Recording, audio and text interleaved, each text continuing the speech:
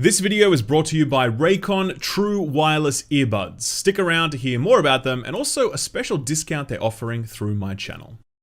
Playing a really good roguelike is like listening to your favorite band perform live, where you know the lyrics and the tune, but you're there for the minor variations. The different key, or the surprise descant, or the bonus backup singers, or the cameo duet. You know the skeleton like the back of your hand, but it's all about how the band puts the meat on them bones. I say this because Risk of Rain 2 feels more like music than it does a video game. It's so easily played, so uninterrupted, so immediate, so flowing, so symphonic, so intricate, so fearless and so ethereal. Pushing ready is like letting that needle drop. There's no work to be done here, nothing to be pushed through to get to the fun. It's track 1, minute 1, and we're immediately vibing.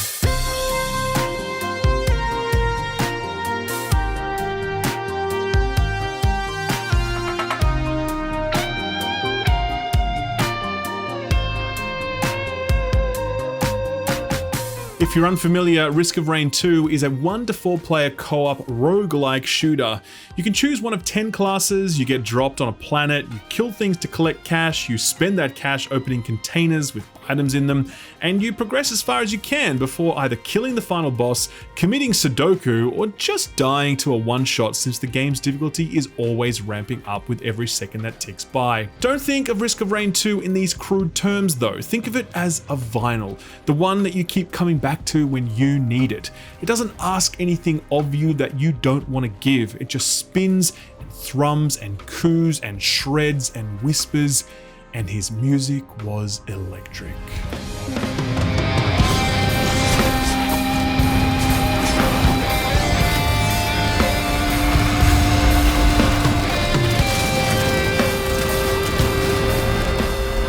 Reviewing Risk of Rain 2 is kind of stupid.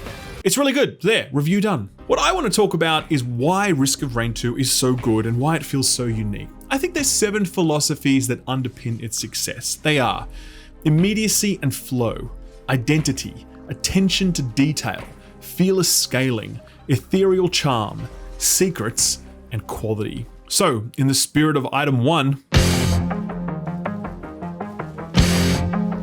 Risk of Rain 2 is only interested in what it can immediately serve up to you. When you first load the game, it's a total of 4 button presses before you're playing, 3 if you choose whichever character is already highlighted in the menu.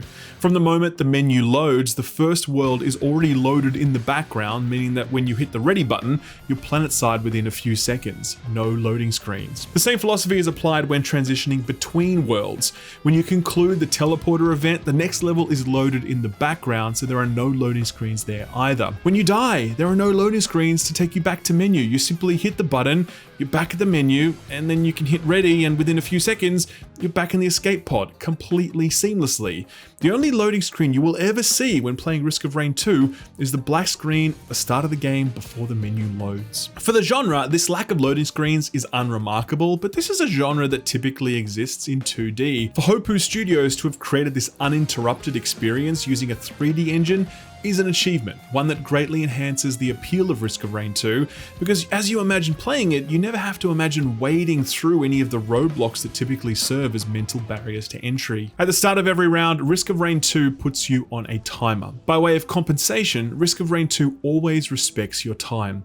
It does this through a relentless focus on flow. Having to scour the map for enemies would stall your momentum and flow. Where other games ask you to seek out the enemies, Risk of Rain 2 brings those enemies to you. You are never hunting far for your next target because they will spawn at your feet at regular intervals. This means you can continue to push forward, and wherever you're going the right way. Map design further reinforces this concept of flow. Levels are generally circular in nature, with each level being small enough to circumnavigate in 60 to 90 seconds. While each level is somewhat procedurally generated, they follow certain rules and layouts that allow players to quickly draw rough maps in their heads using major topography and landmarks as waypoints. Were the levels completely procedural, the player would often find themselves lost or bumping into dead ends, arresting their flow. Circular levels, familiar levels, enemies that spawn on top of you. Wherever you're going and whatever you're doing, you're going the right way and you're doing the right thing. Each level you load into, the teleporter to take you to the next world is in a different location. The randomized location of the teleporter is the biggest driver of flow. Were it always in the same place or even similar places, the urgency of our forward momentum is lost. We have to find the teleporter, and to do that we have to keep moving forward as quickly as possible. Characters are designed to maximize your sense of flow.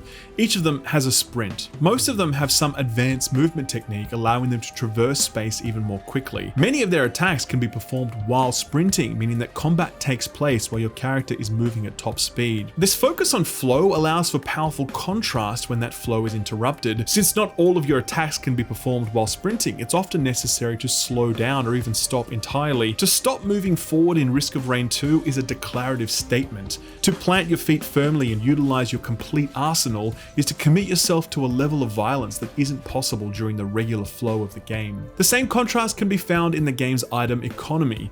All items are acquired during gameplay, uninterrupted by cash shops. The one exception to this is the Bazaar Between Time, a space that's randomly accessible via an optional blue portal.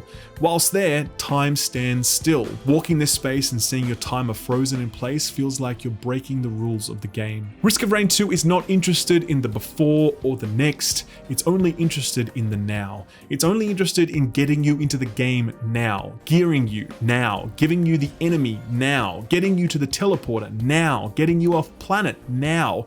Its focus is on immediacy, and the connective tissue between all of it is the flow state that the game enables through dozens of tiny choices.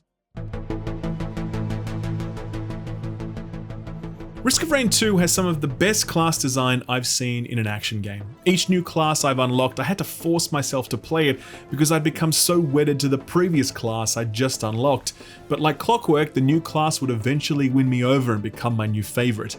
10 classes deep, and Risk of Rain 2 is completely devoid of bad class design. The game has 10 classes, and each are so different from one another that it's hard to credit that they all exist within the same game. To achieve this, the developers looked at each of the class design vectors, movement, damage, status, and utility, and brought unique ideas to each of those to carve out wholly distinct class identities. Movement is the baseline. Almost no two characters move in the same way.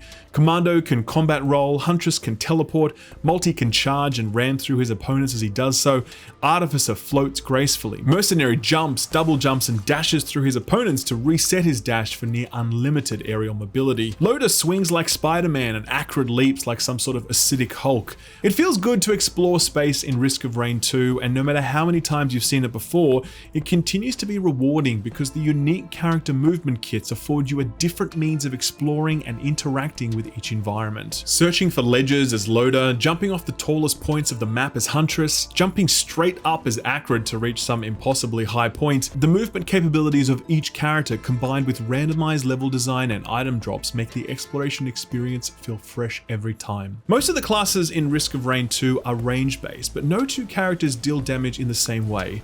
Commando shoots stock standard dual SMGs, while Huntress has an auto-targeting bow. Rex fires poisonous bolts to weaken the target, and Artificer shoots fireballs. The very fundamentals of the way each character dishes out damage are always different, protecting the identity of each class even when they are accomplishing the same objective of dealing range damage. For a game that's largely a shooter, I was impressed by how well the melee classes functioned. Mercenary, Loader, and Acrid all have some sort of ranged ability, but the core of their kit is getting up close and personal. Mercenary's style is a sort of hit and run approach where huge damage is dealt before leaving him exposed. Loader gains defenses by hitting targets, so it's imperative for him to stay in the fight even when the odds are against him. Acrid's ranged attacks can only reduce a target to 1 HP, so he relies on his simple melee attacks to finish off low health opponents. Even within these melee archetypes, there are 3 completely different character identities there. Some classes also have the option to apply status debuffs to enemies. Acrid's poison drains HP, while Rex's neurotoxins weaken the target. Captain can stun enemies, locking them down while you deal with smaller fodder. Given that this is a co-op game with up to 4 players, it's possible to build stacked groups groups that aim to synergize all of these debuffs. Some classes also have abilities that can be deployed to control space on the battlefield or provide utility to you and your party. Engineer can drop 2 ranged turrets as well as a bubble shield that blocks all damage. Rex can fire off a tangling growth that roots targets and draws them together. Loader can drop a floating pylon that will shock nearby enemies while also serving as an anchor point for his swing ability. Given how focused Risk of Rain 2 is on movement and flow, these character kits that focus on a more stationary style of play are a stark contrast that serves to deepen their unique identities. Looking back over this section, it's possible to argue that much of what I've said could be applied to other games, and that's true. Many action games, RPGs, looter shooters, tactics-based games, whatever, have unique class-based design. The thing that sets Risk of Rain 2 apart is the starkness of the contours of each character's gameplay styles. It can't be explained to you or even demonstrated, it has to be experienced. When you do, you'll quickly grasp just how distinct each of these class identities are, and you'll marvel that each of them function as well as every other. Other games compromise class identity and diversity in the pursuit of balance.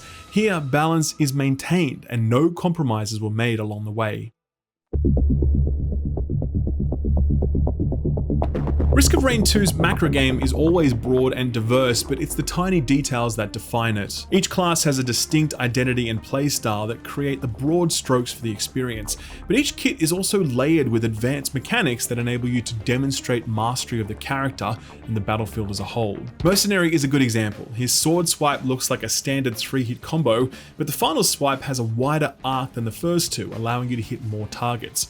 It also applies a debuff called Exposed, which buffs the damage of your next attack. Where it gets really wild is that you can animation cancel the third swing either before it lands or after it's connected. Doing so will either immediately detonate your damage buff to a more localized area or spread the debuff to a wider group of enemies. The windows for these cancellations are less than half a second each. I could talk for 10 minutes about the unique intricacies of Mercenary's kit, but then I'd have to talk for another 90 minutes about the intricacies of every other kit. They're all like this, they all have these approachable mechanics that serve as a hook, but the true path to mastery awaits you through more detailed research, experimentation, and practice. Risk of Rain 2's enemy and boss design display the same attention to detail.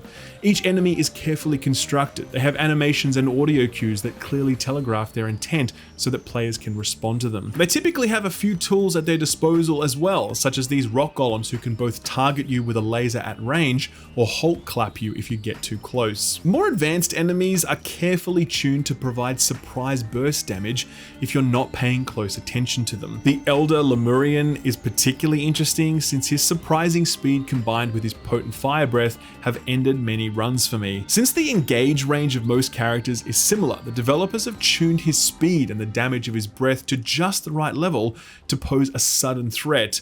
Reduce his speed or the potency of that breath and he becomes harmless. Tuned as he is, he's target number 1 for me whenever I see him. Much of your time spent with Risk of Rain 2 will be spent coming to grips with these minor details. Now I know that a slight sidestep renders the rock golem's laser harmless, and a slight jump at the right moment will be just enough to avoid the greater wisp fireball.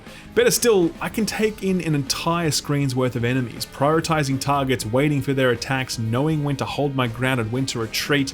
If you've never played Risk of Rain 2 before, you might think that what you're seeing is nothing but chaos, but if you've spent time with the game, you'll know that the attention to detail brought to each of its components allows you to pass the madness, seeing sense in it where others cannot.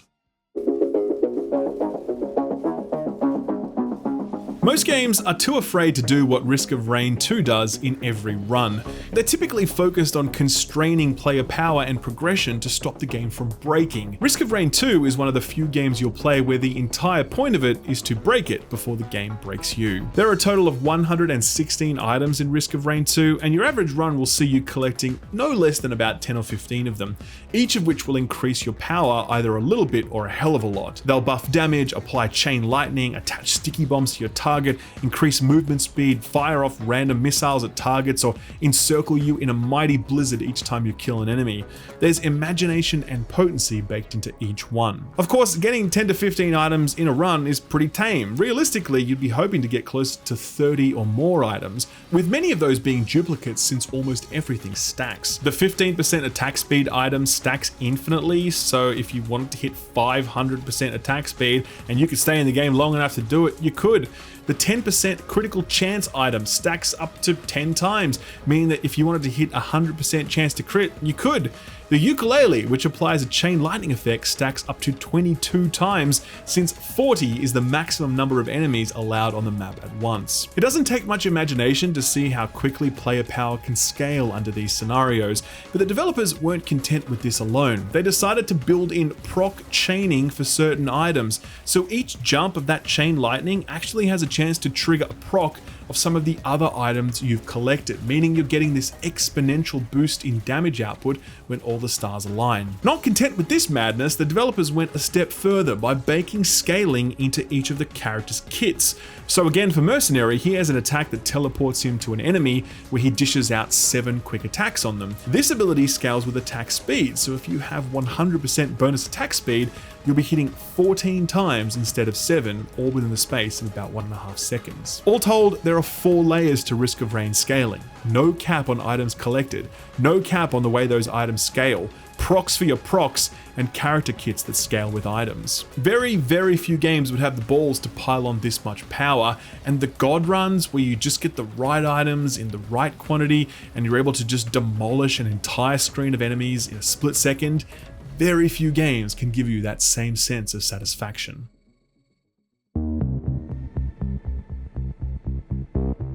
What I take most from Risk of Rain 2 is not the loudness or the chaos, but the quietness, the otherworldly Zen-like affect. Its faceless character designs are blank canvases in which you can pour your own story, its barren landscapes pockmarked with remains of alien monoliths and ancient ruins, its distant flying creatures hint at a broader world that we can never touch. Each of the creature designs are so weird and distinct, and yet they all still feel like they're connected and they belong. It's difficult to overstate just how central the soundtrack is to the Risk of Rain 2 experience. Its tracks are the sort of transportative sci-fi inspired synth-infused songs you'd imagine for an experience like this, but they refuse to simply disappear into the background. They make their presence felt. Their opening bars have a sort of metronomic quality, as though to instill in us an awareness of the clock that looms over us like the sword of Damocles.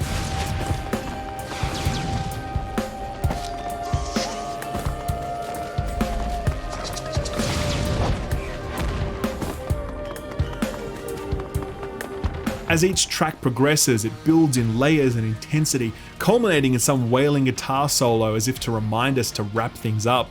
At the 5-minute mark, most songs conclude, such that when we start hearing them replay, we immediately know that we probably spent too long in this world and we should have moved along. At the start of this video, I said that Risk of Rain 2 felt more like music than a game.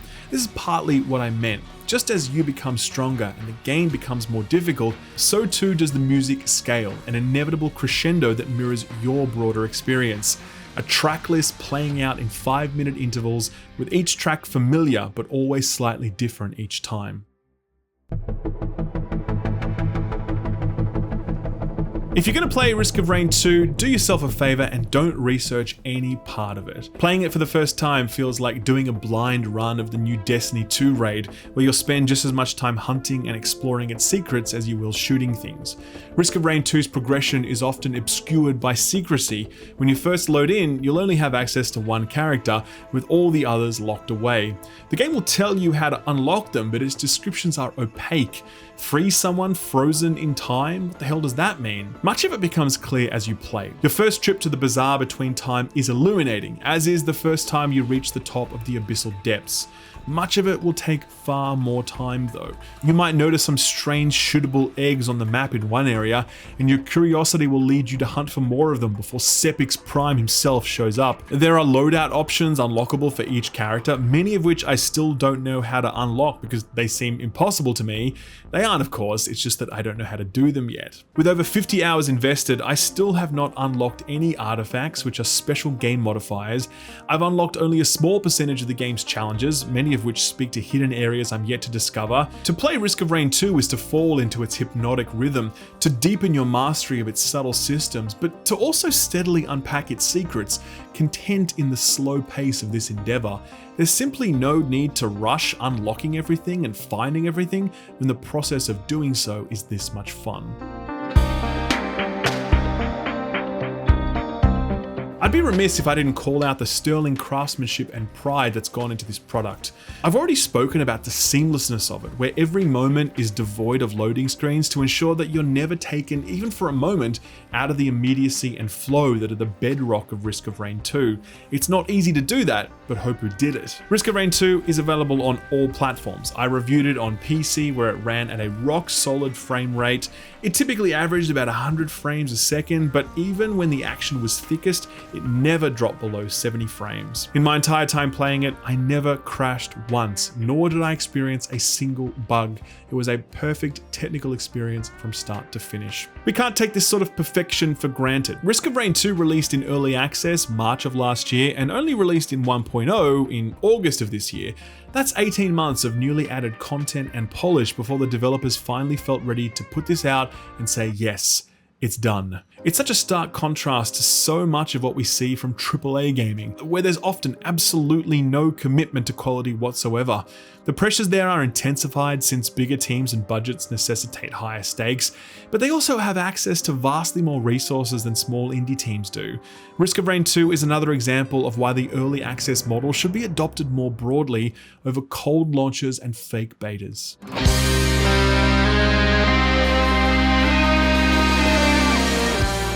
It took me a long time to write this script. Two reasons for that. Number one, I kept alt-tabbing back into the game just to play one more run. Of all the roguelikes I've played, Risk of Rain 2 kept pulling me back in the most because its barriers to entry were so low, its payoff so instant, its build diversity so broad, its exploration so rewarding, and its soundtrack so fucking awesome.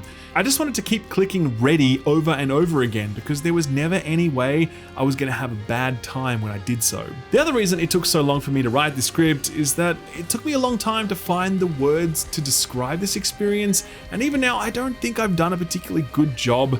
I will tell you there's really nothing unique about Risk of Rain 2's individual components. You can't point to any part of it and say, oh, well, that's never been done before, but you can look at its composition and confidently say that there's nothing else quite like it. Then again, you can't really look at it and say that. You have to experience it firsthand.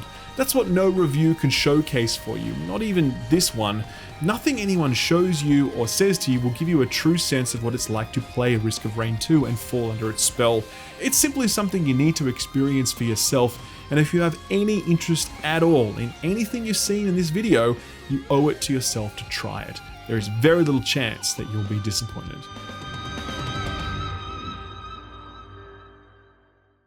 Before we go, this video is brought to you by Raycon True Wireless Earbuds. Now, I have been using these since the start of the year, and they're basically just a part of my day now. Like, I don't go anywhere without them. I don't really do much without them. Whether it's going for a walk or going to the gym or just working from home or chilling out, I typically have my Raycons either in my ears or very close to me. Their everyday E25 earbuds are their best model yet. They come in a wide range of colors, have 6 hours of playtime, seamless Bluetooth pairing, more bass, and a more compact design that gives you a nice noise isolating fit. They also don't have any of those weird dangly wire things that some wireless headphones do. I don't know why they have that, but...